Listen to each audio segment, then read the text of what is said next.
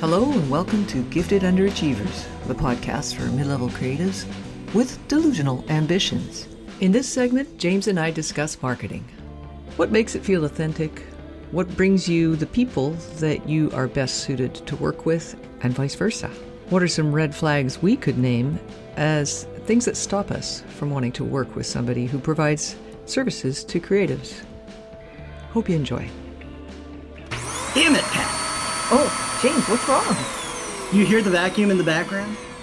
The vacuum, yes, actually. I am cleaning up after another one of your parties. You and the single ladies. It's unbelievable how many gifted underachievers you can find in Vancouver. Yeah, sorry about that. I mean, what happened was we just were going to have a meeting. Yeah, I guess. That's what you...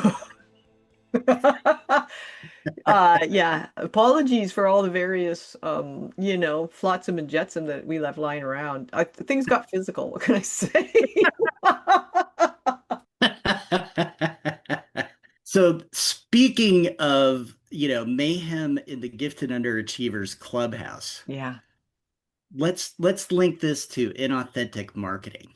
Oh, okay. Wow. How? So and there's a little, I want to a little stenchuriness Mm, vibe here, and I don't want to we don't want to be too harsh, but I saw some marketing for a creative. We'll be vague in general, but they're claiming to make their clients who are, in this creative zone into billionaires. billionaires. Like, yes, like I did with, and then list a few names. Like this person has actually turned people into billionaires Wow. with their creative business. Wow. Yeah. That's a claim. I mean, it takes a while to become a billionaire. How old is the person? I don't know. She's saying that she made other people billionaires, so maybe Mm. this person is not a billionaire. Yeah, no, what I mean is You know, if she's 25 and she's been making other people billionaires, she would have had to start working when she was 10 because it can take 15 years to become a billionaire if you weren't already one. well, it can take forever, and I don't know how old, I'm going to say probably about middle-aged, maybe, Okay. but Well, okay, I shouldn't be hung up on the yeah, but veracity of this claim because I think it's BS. well, it's obviously BS. And I Okay. and I have to wonder if this person is just, come on, get a grip. Obviously this is BS. Yeah. But at the same time, there's something so inauthentic about it, even if it's like, ha ha ha, I turn these people into a billionaire, but hire me. Yeah. That doesn't work. And it's you see this in this zone, Yeah. right? Yeah. So people are trying to break through, people who, maybe they're having a slow patch. I see this with younger creatives Mm-hmm. who maybe they're fresh out from an MFA program or, just starting as an artist and feeling a little panicky about bringing in clients Yeah. and selling work and leaning, probably starting out in a very genuine, authentic way, but then maybe getting a little angsty and moving into, trying to position themselves as something they're not. And a lot of the times that I see it, they're trying to position themselves as owning expertise that they do not have. Yeah. And one of the big giveaways to me is when they have these lists, right? 10 things a writer never does, 10 things an artist never does, 10 Right. things a creative should do kind of thing. Yeah. And when you look at the list, it's the exact same list that 50 other people have, Yeah. or so completely obvious. And it's trying to claim this expertise of, I know, here are the things that you should absolutely not do, or here are the things Hmm. you should absolutely do. And I think when you get to probably mid-level, I would think by that point you've realized that the things that are in the definite no or the definite yes list are more like a little handful, Yeah. um, and more personal, I think, to the creative person than these hugely generalized statements of, I am the authority now. Yeah. Yeah. So, Well, I agree. And I think they miss the point of marketing, actually. Ah, do tell. Okay, thanks. Because the point of marketing is to build trust Mm, in a way, like once you so there's two things really. One is that you have identified a problem that people that you work with are having, and so you're giving information about how to solve that problem when really what you're aiming for is for them to use the sort of high-end route to solving that problem, which is working with you. mm, So you don't want to give away all the stuff on your website or whatever because it's a funnel. But I think that when you have this, if you're putting out generalized lists that are sort of cobbled together from other lists that are already on the internet, that does nothing to position you as somebody who can solve a problem, and it also does nothing to build trust. So it's kind of missing the point. And it's a very slow way to market, it seems to me. If you can't be a mm. little more specific, then what are you doing? Yeah. Well, it's like I think it's little mini efforts at thought leadership, Oh, right? for fuck's sake. I hate that term so much. Thought I leadership. I embrace that term. Ugh. Because, I mean, it describes a thing, right? It's like you want to be respected in your profession, and so people turn to you. And so Yeah, you do this bit of marketing where you say, I am the authority, and here are the 10 things you should never do. Boom. yeah, Right. yeah, So that's my thought leadership. And I'm thinking, one, that doesn't display thought leadership to me. That just says you're trying to be something you're not. yeah, And two, um, you need to do a better job. Like you said, you're not building trust, you yeah, know, and you need to dig a little deeper. yeah. Yeah. I mean, what do you think the point of marketing is, aside from getting money in the bank eventually? Yeah. Well, to me, marketing is about trust. I Yeah, completely agree, especially in what we do because it's expensive, yeah, right? Not everybody can afford it. And people, not only is it expensive, but they're trusting this thing that they have created that they have bent their will to, or their very personal story or what have you, to our care, and that we're going to yes, treat it respectfully, professionally. We have the right experience, we have the right temperament, yeah, all those kinds of things. So if I put out, hey, reach out to me really quick because I'm busy making people into billionaires. yeah. That's not going to build that trust. And, No, you're right. And also, just to clarify for anybody who doesn't know what business the gifted underachievers are in, we're both in the publishing industry. We're Mhm, both on the sort of editing and for James, the ghostwriting end of that industry or collaborative writing. So that's what we're mhm, talking about, is that kind of work is it can be quite a risk for a writer to hand their manuscript to somebody and say, let me know what you think its strengths and weaknesses are. Or mhm. to hand their story to somebody like James and say, can you help me tell my story? That's huge. Yeah. Yeah. But I How think about in you? any creative serving industry, trust is major because artists are not swimming in money, and they are going to pick with somebody to work with that they really hope they get what they're coming for. Yeah. Well, and it's interesting. This has reminded me of, as many things do, Kath Monstream, right? Yeah. And so I was thinking, artists do commissions, and she says she doesn't really do a commission. She'll have somebody say, I would like you to paint the view from my house, for Hmm. example. And she'll say, listen, so what I'll do is I'll come out and I will paint that. I will do it to the best of my ability. And if you love what I create, then I will sell it to you. Yeah. If you don't, I'll turn around and, put it in my gallery and try and sell it that way, Yeah. which I think is really decent. Yeah. And it's very considerate to the commissioner, because she doesn't position it as a failed deal if they end up not liking the painting. She positions it as it'll go in my inventory, and my inventory moves very rapidly. So it's absolutely no problem to me if you decide Mhm. not to buy it in the end. And I just think that is such a classy way to explain it, to like Mhm. it's a great perspective. If I was going to get commission a, she does mostly landscapes. So if I was going to commission a landscape, I love her stuff, so I'm sure I would love it, but it's just so liberating to think I'm not going to hurt her feelings or, wreck her cash flow if I end up not loving it enough to hang it in my Hmm. house, you know? Yeah. Yeah. And there, Kath is taking, I don't want to say all the risk in that she still has the painting and she can still turn around and use it and all that kind of stuff. But I think it's great. We can't do that because ours is so much more labor and like I couldn't write an entire book and say when it gets published, then you can pay me or something like Yeah, that. yeah, But no. so there's differences, but I think it places a premium on us and others who do work that has that similar element to it, Mhm. that you really need to build that trust Yeah. and do it in ways that authentic and authenticity really gets bandied around a lot. Yeah. But I think really what I would push it a little further and say you got to make yourself kind of vulnerable. Yeah, that's a good one. It's true.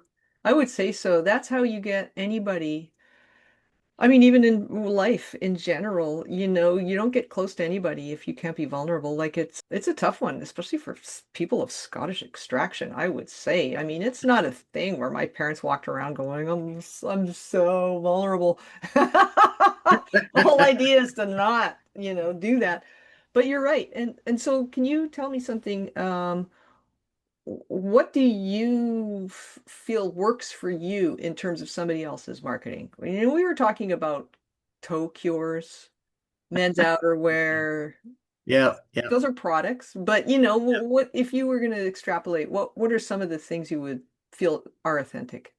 Oh, that's interesting. Like, what would I look for? Yeah. So I was looking at another ghostwriter's website, Hmm. and I was really impressed by it because he had photos of himself that weren't obviously professionally done. You know Yeah. what I mean? So it was more like a genuine photo, so you get a sense visually of who this person is. Right. His writing was very conversational, and it wasn't about I'm a New York Times bestseller of the most, ballistically wonderful, blah, blah, blah, blah, blah. It was Yeah. very down to earth. I've been doing this for a long time. I love what I do. I know it's expensive. And then he states right out, here's what I charge, right? And it Oh, was, it was more than I charge, right? yeah, great. Mhm. And he was just really upfront about that stuff. So to me, it was just that genuineness Yeah. that brought it forward. And the vulnerability maybe was the fact that he didn't feel like he had to, make some big play in terms of here's all my credential stuff. Hmm. And he could also be vulnerable that he could show, a photo of him that's just a photo of him. Like, Yeah. so I felt like he was real. I Yeah. felt like if I Mm. called him, I would, maybe you wouldn't hire him. I don't know, but I would have felt very comfortable calling him and saying, "What do you think?" That's really cool. How about you?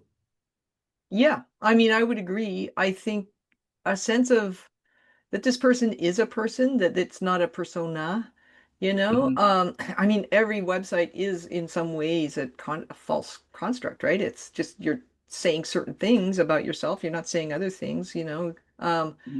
But I think that kind of genuineness, absolutely vulnerability, and I find that that applies more to me to things like blog posts if they write blog or social media marketing. If I Mhm. see somebody going by my feed all the time and they're offering actual genuine sort of value, um, Mhm. it, like there's this guy, he's a personal trainer, Irish personal trainer named Sean Casey. So Sean Casey is actually, he's got tons of followers and he talks about how, what if we don't all need to be ripped? What if we just need to be a little bit healthier than we are right now? And he'll get on there and just eat like he'll eat stuff and go, this is how many calories it has. This is why I'm eating it this way. This is why I don't eat this very often because it's loaded with a bunch of other stuff. So he's very straightforward. That's the value part. And the Mhm. vulnerability part is that I've seen more than one post of him where he was like, I used to be a big drinker. I still, when I go Mhm. on holiday, I love to just drink beer and hang around. Like this is just how you live your life. You don't have to be perfect at Mhm. stuff. So there's that sense of realness, there's that vulnerability or that willingness to just tell it like it is for you. And then there's, I think the aspect that came through in your description of the ghostwriter's website for me was there's a confidence in putting your fee up, Right. right? Not necessarily that's, you can have your fee up or not have your fee up, but there's a confidence factor. I want to work with somebody who's confident about Hmm. their their ability to do the work. I don't want to work with somebody who's going, oh, gee, I don't know, I'll do my best. Oh, you're only my third client, like I just don't want Yeah. to, unless I already know them or I want to help them out. I want to work with somebody who knows their shit. And so that Hmm. confidence matters to me. Yep. And all of those three things together build trust. Yeah. No, I agree. And the other thing that I'm in favor of too is putting out how you work, right? Yeah, Like to me in this line of work, there's no trade secrets, there's no intellectual property that you can't share. that's so great. That's Because, unusual. well, perhaps, but I really feel like we know how we do our work, right? Yeah, And so I can put out in detail how I do my work. yeah. And I know that, yeah, somebody might learn from it. Somebody might take some of my ideas and all that kind of stuff, which I sort of feel like is more than fine because I'm the owner of the underlying theory behind it, Yeah, that's great. right? And the practitioner of my method of working, which isn't to say that, other people don't have great methods of working or way of doing things, but Mm, nobody else has lived my experience and yeah. come to the conclusions that I've come to. And I would say you do some things that I think are really unique and really strong in the editing world, Oh, where you give away a lot to yeah. people. They walk away with a very firm understanding of their book, the edit that you've done, why you've done what you've done. Yeah. And yeah, I mean, I think all of that stuff helps build that other part of the trust pie, Hmm. we can call Ooh, I it. like that. Yeah, the trust pie, Yeah. which is, yeah, do you have the competence? You know? Exactly. Oh, that's a good one. The competence, the confidence, the genuineness, and the vulnerability together, if you can put those things in your marketing, however you do it. And so I'm thinking now of your process thing on your website is to me, it's evidenced by that creative mornings talk you gave because you Mhm. really do just say, here's how I do it. And that is a really good video. That just to me opens up how creative work happens Mhm. even for somebody who's not creative, I think everybody is, but to who's never written a book, it really demystifies it, and that is a Mhm. gift. Mhm. Yeah, Yeah, well, and it also, we're not technicians, right? exactly. Like, have you ever worked with somebody, and I have, who says, you kind of, they sort of say, how do you do what you do? Or what's your process, right? Yeah, And it's a potential client. And you go through, okay, this is what I do and how I do it and what I look for, and here's what you get at the end and that kind of thing. And they go, okay, but how do you create a best-selling book, yeah, right? And you're like, well, they can't get over that stumbling block. yeah, And so yeah, I mean I think maybe in that instance they're looking for something else, but the ability to create that level of confidence yeah.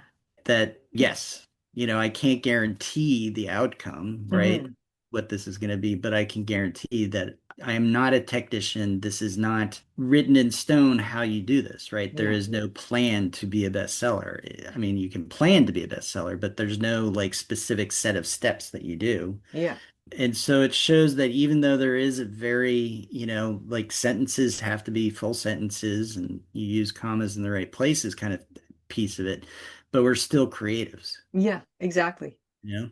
Yeah, well said. I love that. Because the skill that you and I both share is not just editing, but also writing. So we have a certain way of working, and we really, I think, have some pretty deep craft knowledge, and you cannot convey that in its entirety until somebody's completely worked with you, you know? But what your Mhm. marketing can do is, I guess, give hints of it or, give enough that the person comes away excited about potentially having the opportunity to work with you. So, Yeah. it's very, that's why I do, like I onboard the way I onboard is because I want them to know what they're going to get before they lay down Mhm. any money. And I think, I don't consider myself really much of a marketer. Like I'm kind of inconsistent. I mean, the main thing is consistency, and I'm just not very consistent. So I would say I have a lot to learn on that front, but I do know what I like from the consumer end of stuff. And it is that stuff we just talked Mhm. about, the genuineness, the confidence, the competence, however you convey that, and then the vulnerability part of being seen as human. Yeah. Yeah. And it's relationship building, it's being a friend, it's Mm, like all that kind of stuff. yeah. So, yeah. Okay. All right. Good. So, if you do create a billionaire, I'm sure you'll let us know. Hopefully, it's you. Right?